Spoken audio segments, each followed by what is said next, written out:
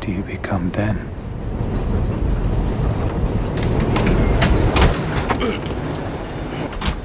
Huh? You want to see a real gun? Get you.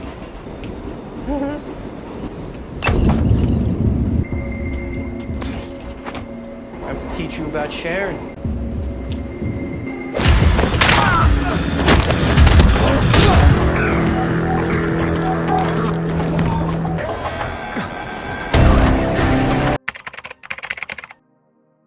There's a homeless man sitting quietly on the train, minding his own business. The peace doesn't last long. Soon, a group of young troublemakers walks into the train car, looking for someone to bother. With the other passengers gone, Anton spots the homeless man and decides it's the perfect chance to make some friends. He tries to grab the man's bottle of alcohol, but the homeless man firmly grabs his hand, holding it in a surprisingly strong grip. This isn't just any homeless guy. His name is John Reese, a former special agent who's seen a lot in his life. These young guys clearly don't know who they're dealing with. In an instant, John springs into action, taking down the group one by one. He's fast and efficient, breaking their hands, kneeing them in painful spots, and hitting their throats just enough to make them gasp for air. By the end, all 5 troublemakers end up at the police station. Officer Carter reviews the security footage of the fight before walking into the room where John is being held. She jokes with him, saying he should have done her a favor and hit those punks a few more times. Carter tries to chat with him, but John stays silent. She gets an idea, though. She brings him a fresh cup of water, making sure to hold the cup in a way that she doesn't leave her own fingerprints on it. Carter takes the cup and hands it to a forensic guy on the team, who scans it for John's fingerprints and checks them against the police database. It turns out John isn't just a regular guy. He has a real history. The records reveal his true identity, his involvement in several crime scenes, and 4 active arrest warrants in different countries. This is a man with a long, complicated story. Though Carter's curious, her time to find out more is cut short when a mysterious lawyer arrives and arranges for John's release. The lawyer brings John to his employer, a wealthy man named Harold Finch, who wants a word with him. Finch, it seems, knows everything about John's past and is aware that John's been trying to drink himself to death. Finch tells John that he can offer him something he's missing, a purpose, a reason to keep going. He explains that every 18 hours someone dies in New York City. But what if they could stop that? Finch reveals that he has access to a list of people about to be involved in crimes. Someone is murdered in New York City every 18 hours.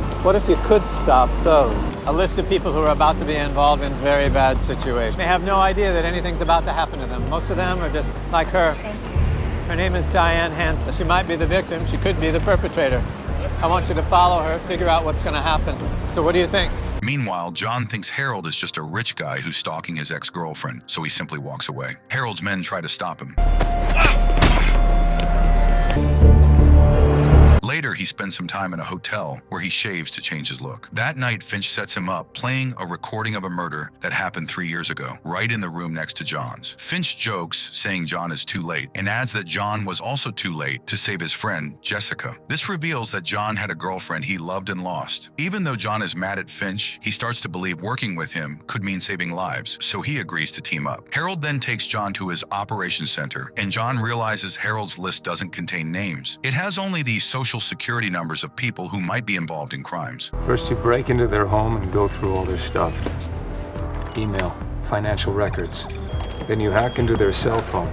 You can use the microphone to listen into their conversations. A wireless camera, and you can keep an eye on them from... John begins his investigation and narrows down Hansen's enemies to 2 possible suspects. One is Wheeler, a lawyer who once dated Hansen but was dumped by her. The other is Pope, a gangster Hansen sent to prison. John continues tracking Hansen, even going to Pope's trial, where Detective Fusco is giving testimony. But after the trial, Hansen scolds Fusco for going off script without telling her. Later, Hansen visits Pope in prison, telling him she thinks he's innocent of the crime he's been charged with. Through a microphone hidden in Hansen's phone, John overhears that Pope has a younger brother named Michael, whom he's trying to protect. It becomes clear Pope may be lying about a murder he supposedly committed, taking the blame to keep Michael safe from the real killers, who Michael witnessed committing a murder. We'll take care of you and your brother. You bitch!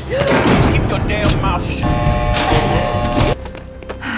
I'm fine. The next day, Wheeler sneaks into Hansen's office, searching her computer to learn more about Michael. John now suspects Wheeler is involved in the situation. That night, things get serious. The bad guys go after Michael, but John steps in and blasts their truck with a grenade launcher, saving Michael. He also takes some badges from these bad guys, realizing they're actually corrupt cops. John starts watching these dirty cops closely and discovers they're working with Fusco. These cops are involved in killings to keep people quiet, while Fusco sets up innocent people to take the blame. Now John wants to know more about Harold's list. Harold finally explains that after the 9/11 attacks, the government hired him to build a machine that could gather information from all cameras and microphones across the country, creating two lists, one for possible terrorist threats and another for other types of crimes. Harold found a way to get access to the second list, but it only gives social security numbers, so they have to do some digging to figure out what's really going to happen.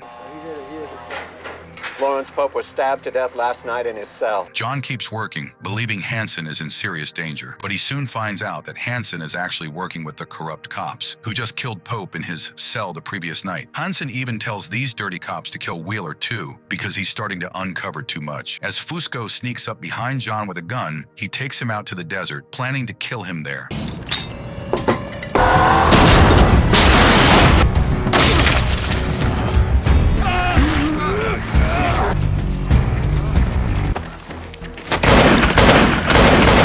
Meanwhile, the corrupt cops get ready to kill Wheeler and frame a thug for the murder, but Reese arrives just in time to stop them.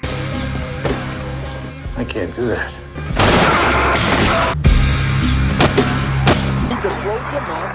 He then handles Hansen by mixing up some recordings to expose her. Finally, he blackmails Fusco into working for him, since he's going to need someone on the inside. A few days later, John steps into an elevator and starts chatting with a man named Bill. He asks if the flowers Bill is holding are for his wife, but John already knows the answer. He starts explaining that some women leave their partners when they find out about cheating, but others might hire two guys to make it look like a robbery gone wrong. With that, John takes out the two guys who were following Bill and tells him he'd better call a good divorce lawyer. Police and a good divorce lawyer.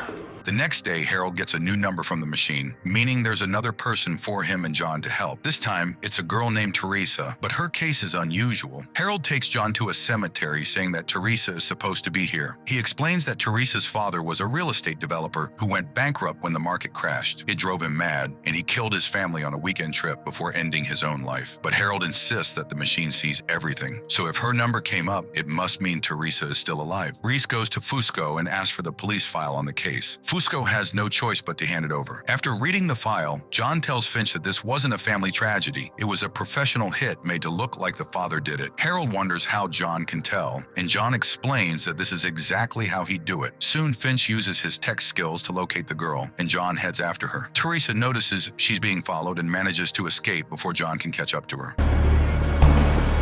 Later, John visits Harold at an office, revealing that Harold owns the company but works there to blend in. John also gives Harold a small device Teresa left behind, which records credit card info when people use ATMs. It turns out Teresa has been making a living by stealing card information and then using it to withdraw cash. Reese starts asking around on the streets, trying to figure out who was hired to target Teresa's family. He finds out that the hitman, known as Solnick, is behind it. Solnick is in jail for a different crime, so John goes to see him and asks why he didn't kill Teresa. Solnick explains that he has a rule. He doesn't kill kids. He just warned Teresa that if she ever spoke about him, he'd come back to finish the job. Reese tries to find out who hired him, but Solnick says he only met the person once, got paid in cash, and never even learned a name. Not long after, Teresa tries to sell some bank information online, and Finch manages to track her. Reese finds her, but right then, an assassin shows up, targeting her.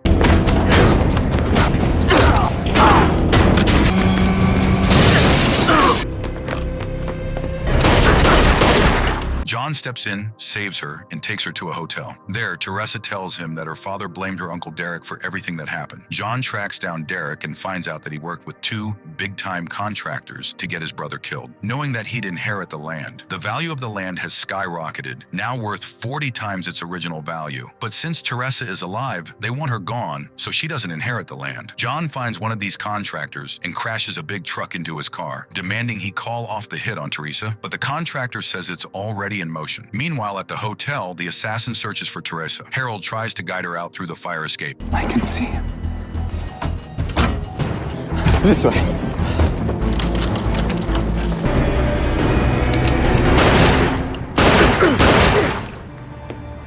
A day later, John reaches out to Agent Carter, saying it's time for them to meet. Carter shows up with backup, but all she finds is Teresa. She takes Teresa to the police station, where she reunites her with her aunt. Carter tries to get details from Teresa, but Teresa claims she's too traumatized to remember much about the man who helped her.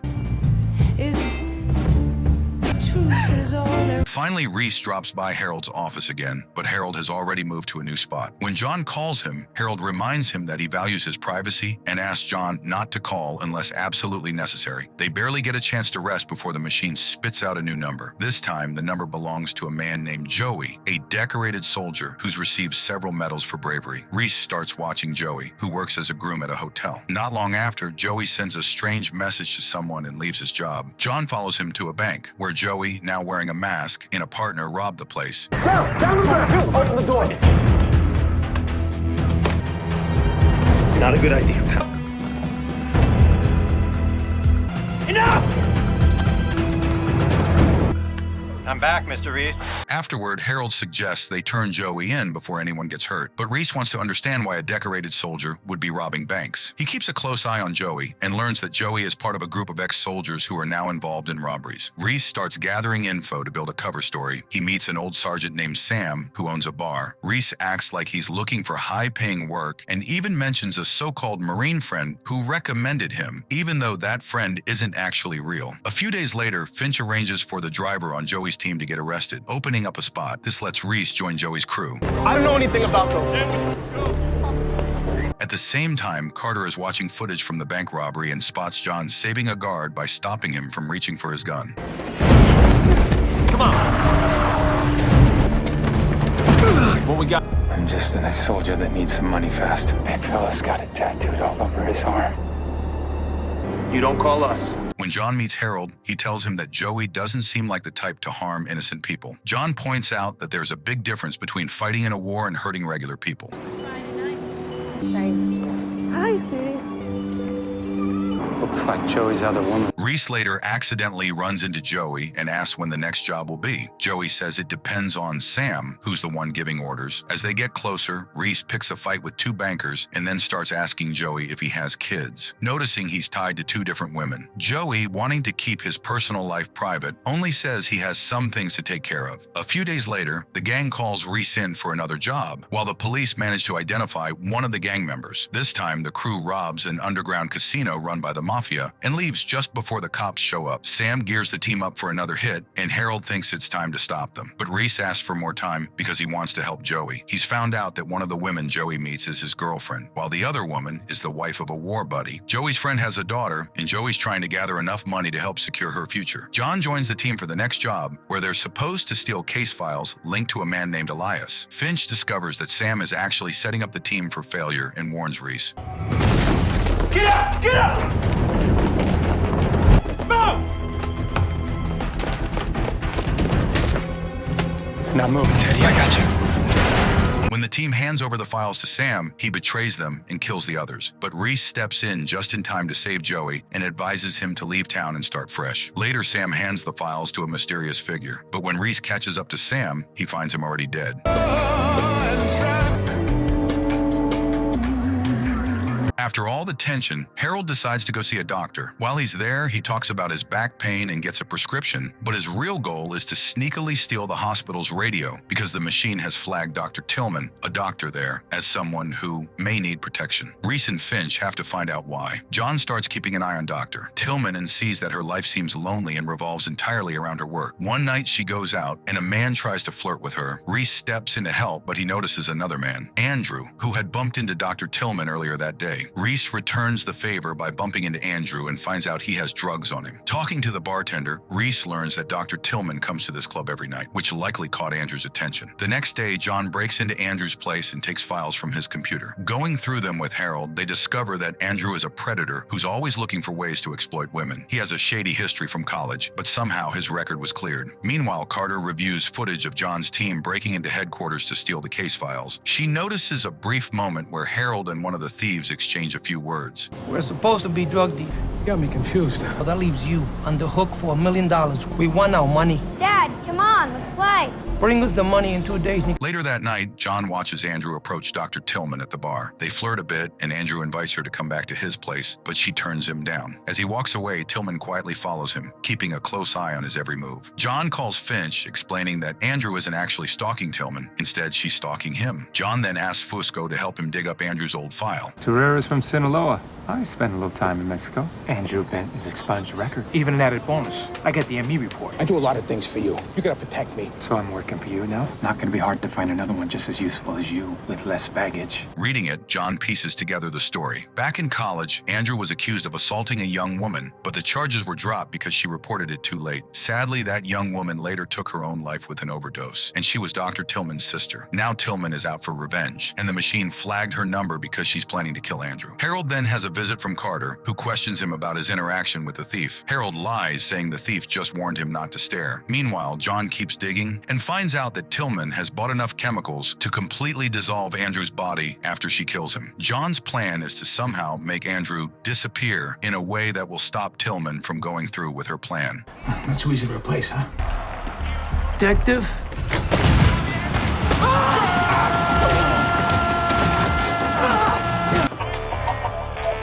What are you doing? Stealing from them? It's for a good cause. Reese sets up a stage accident with Andrew's car, filling it with drugs to get him arrested. But the next day, Andrew is released, frustrating Reese. Fusco explains that Andrew is rich and has 4 high-powered lawyers protecting him. That night, Tillman breaks into Andrew's apartment, tases him, drugs him, and loads him into her van. John intervenes and convinces her to sit and talk with him, revealing that he knows exactly who she has in her van. John tries to talk her out of killing Andrew, reminding her that if she does this, she'll lose the best part of herself. She's a healer, not a killer. Captain, oh, it's a real pleasure. Save it. Cute kid. Thanks. Any leads? A few. John then takes Andrew to a remote spot and has a serious talk with him. Reese debates with himself, wondering if he should let Andrew live, hoping he might change, or if he should end things now, thinking maybe some people never change. John starts questioning if there are truly good people in the world anymore, or if it's only about making good choices in the moment. He also wonders which choice he'd regret more, letting Andrew go or taking his life. In the end, John asks Andrew to help him make the right decision, and the scene cuts to black, leaving the outcome unknown. A few days later, the machine gives Finch the next social security number. This time, it's a man named Samuel Gates. Samuel is a Supreme Court judge known for being tough and fair. He's dedicated to fighting crime, which means he's likely made some powerful enemies. John follows him and notices some men tracking the judge. When one of them seems ready to make a move, Reese prepares to step in, but then sees the man just pull out his phone, send a message, and toss the phone in a dumpster. John grabs the phone and reads a message about Samuel's son finishing school. He realizes that these men were actually following the wrong person all along. At the same time, a group of men tries to kidnap Samuel's son. Reese jumps in to stop them, fighting off the kidnappers. But during the struggle, one of them pulls out a gun and shoots him. Reese falls unconscious, and the kidnappers manage to take the boy away. Soon after, the judge receives a call from the kidnappers. Where is my son? No cops, no feds. We can handle this ourselves. Is Sam there with Daniel? No. Is everything okay? So John decides to approach him and offer his help. John assures the judge that the kidnappers will keep his son alive as long as he's still useful to them. Samuel wants to know who John is, but John simply says he's someone trying to help. They go to the judge's house together, and Samuel wonders how the kidnappers got past his alarm system. John suggests they wait for the next call from the kidnappers while he heads to the nanny's house. He keeps in touch with Finch, who is trying to hack into the cell phone company to trace the kidnappers' call. For now, Finch can't manage it, and John discovers that the nanny is dead. The kidnappers likely got the alarm code from her. Later on, Finch helps John track down one of the men he spotted earlier, and Reese confronts him, beating him up to get information. When the man passes out, John notices a tattoo on his chest that marks him as part of a gang called SP9. This gang is originally from Eastern Europe, but seems to have spread to New York as well. That night, the kidnappers call the judge again, but instead of asking for money, they demand that he dismiss the case of a woman named Angela. They promise that Samuel's son will be returned if she goes free. When the call ends, the judge tells John that Angela's case is pretty clear-cut. She hit someone with her car and then left the scene. What does this woman have to do with the people who took my son? They're planning to kill you too. The trial resumes in 30 minutes. What do I do? Make it look like you're cooperating, but buy me time. Finch finds out that the SP9 gang has grown its operations, setting up in around 18 countries. The next day, Samuel oversees Angela's trial, delaying his final decision as long as he can. The gang boss calls him again, telling him to quit playing games, but Samuel insists he must follow the law. Meanwhile, Meanwhile, Reese interrogates the man he captured and gets the address of a location where the gang collects payments. Reese goes to the place. Where's the boy? I don't know! Finch, just found a way to make these guys hurt.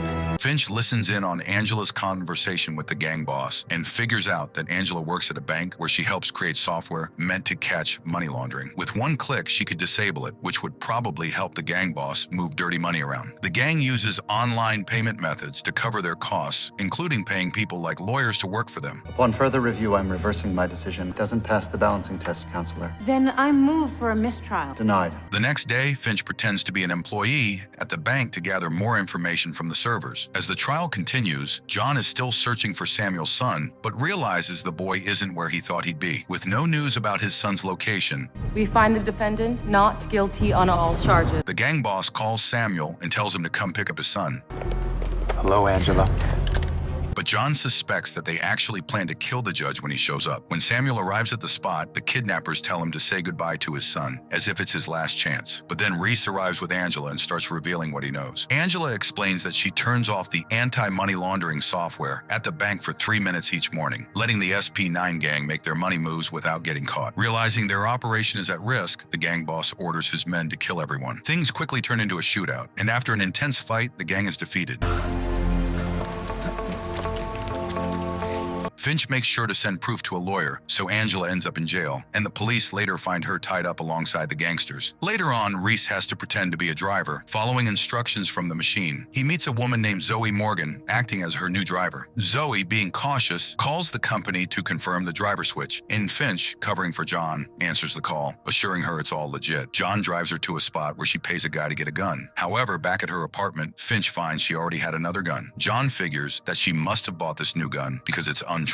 Zoe changes into fresh clothes and John drives her to a high-profile event, feeling suspicious that she might be involved in something risky. At the event, Zoe meets a high-ranking officer and hands him the gun. Through their talk, John realizes a cop lost his gun and Zoe recovered it for him to keep him out of trouble. Afterward, John drives Zoe back home and she tells him to meet her again tomorrow. Finch later asks John what he thinks Zoe is up to, and John explains that she's a fixer, someone who solves problems for others, but for a price. Meanwhile, the police find the dead body of a man who was the main suspect in an old case involving a murdered woman named Marlene Elias. The case file, which was stolen in earlier episodes, was connected to her. Carter talks with the detective who originally handled the case, who shares some details. Marlene Elias worked as a waitress at a bar owned by a mafia boss. This mob boss had an affair with her, and Marlene wanted him to leave his wife. Eventually, he got tired of her and hired this man to kill her. Back then, the mafia boss managed to cover up the case, letting the killer go free. Marlene Elias and the mob boss had a son who may have stolen the case file and killed the man who murdered his mother. Soon, Zoe runs into trouble with a man named Mark Lawson, the heir to a huge pharmaceutical company. Earlier, she had retrieved a recording of his secret affair, and after he killed the reporter holding that recording, he now wants to kill Zoe to cover his tracks.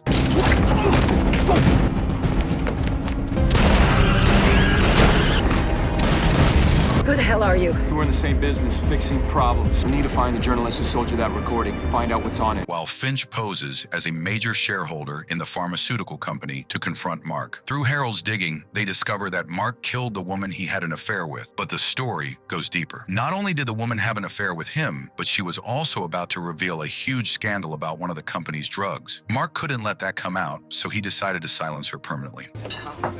So you are tracking my cell phone. I know all the players. You know, I don't understand you. They tried to kill you. You want to get out of here? Where are we going? To do something illegal. John and Zoe sneak into the headquarters of the pharmaceutical company and dig up some deleted files from the main computer. Finch goes through the information and realizes that the company's new drug has a 3% death rate, which is way too dangerous. They tested the drug on several people, but every single one of them died. It looks like the company paid off the authorities to keep this a secret and get the drug approved. Unfortunately, John and Zoe get caught. While they're tied up, Mark is about to kill them, but Zoe tries to negotiate. She tells Mark that she sent a copy of the report to someone she trusts. Mark decides to make a deal with her, and Zoe says she'll take him to the person with the report if he promises to spare her life. As they're about to leave, Zoe secretly slips a paperclip into John's hand saying, "You shouldn't have trusted me." John uses the paperclip to unlock his handcuffs. Potassium chloride. Stops the heart and...